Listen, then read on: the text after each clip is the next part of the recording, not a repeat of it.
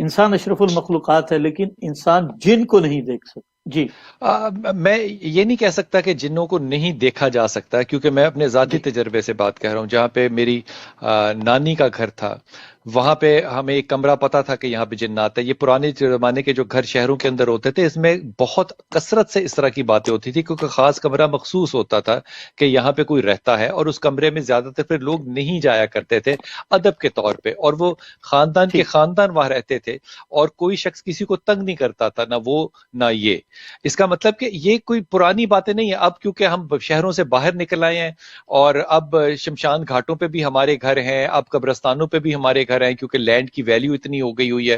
وہ ایک الگ بات ہے. لیکن میں نے اپنی زندگی میں دو اتفاقات میں ان کو، یا تو سفید الف جس طرح لکھا جاتا ہے اردو کا اس حالت میں، بالکل ایک وائٹ ملک کی صورت میں، یا دوسری طور پہ چھوٹے بچوں کی صورت کے اندر گھر کے اندر گھومتے پھرتے. کیونکہ میری خالہ ایک تھی، وہ بہت عبادت اسی کمرے میں بیٹھ کے کرتی تھی، تو وہ اس کے گرد وہ بچے گھومتے رہتے تھے، وہ بچے کبھی کمرے سے باہر نہیں آتے تھے.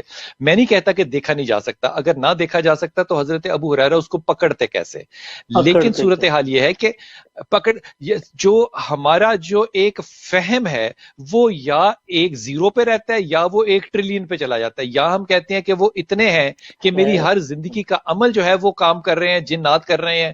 بیوی سے لڑائی بھی جن کی وجہ سے ہوئی ہے، میرا ایکسیڈنٹ بھی جن کی وجہ سے ہوا ہے، میری نظر بھی جن کی وجہ سے کمزور ہوئی ہے، میں فیل بھی جن کی وجہ سے ہوں. یا یہ ایک رویہ اختیار کرتے ہیں، یا ہم کہتے ہیں کہ یہ ہے ہی نہیں، بالکل ہم ایگزسٹ بالکل نہیں اس کو کرتے. 100% ڈرائی کر دیتے ہیں.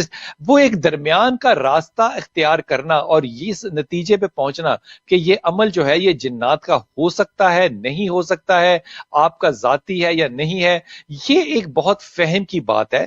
اور اس کے لیے آپ کو میرے خیال میں روحانیت کا اس سے کوئی تعلق نہیں ہے. اس کا دین کی شریعت سے، دین کے حوالوں سے اور ان سائنالوجی سے تعلق ہے جو کہ احادیث کے اندر بیان کی گئی ہیں، یا وہ اسرائیلی روایتیں ہیں جو کہ ہم تک آج تک حدیثوں کے حوالے سے پوچھی ہیں. انفارچونیٹلی ہم نے اس انسٹیٹیوشن کو ایک تو خوف بنا لیا ہے، اور ایک بہت زیادہ ڈپینڈنسی جب شروع کر دی تو ظاہر ہے اس کے علاج یا رد عمل کے طور پہ مجھ جیسے لوگ جو ہیں وہ پھر اس ڈینائل کے اندر بھی آ گئے کہ ہر شے کو جن تو نہ کہو. لیکن میں ایک بات آپ کو ایمانداری سے بتاتا ہوں، جتنے بھی لوگوں سے میرا زندگی میں تجربہ ہوا ہے، وہ چاہے میڈیا پہ ہوں چاہے آف میڈیا ہوں، میں نے کسی ایک شخص کو ایسا نہیں دیکھا جس کے پاس اپنے کلیم کے مطابق جن ہو، یا وہ جادو کا توڑ کر سکتا ہو، یا وہ جن کو حاضر کر سکتا ہو. ہم نے اس کو بھی ایک ایسا انسٹیٹیوشن بنا لیا جس سے کہ ہم لوگوں کی شادیاں کروا رہے ہیں، ہم لوگوں کے مستقبل کے راز بتا رہے ہیں. اور ایک تو ہمارے ہاں ایسے شاہ صاحب بھی ہیں جو کہ آنکھیں اونچی کر کے تھوڑی دیر پر بتاتے ہیں کہ میرے موکل نے میرے کان میں یہ کہا. اب یہ جس مسلمان مومن کو، رسول کی امت کے شخص کو، ایک غیر امتی موکل جو ہے وہ خبر دے رہا ہے، تو مجھے آپ ایمانداری سے بتائیے اس شاہ صاحب کو شاہ صاحب ہونے کا کیا حق ہے؟ کیا حق نہیں. انا للہ و انا الیہ راجعون.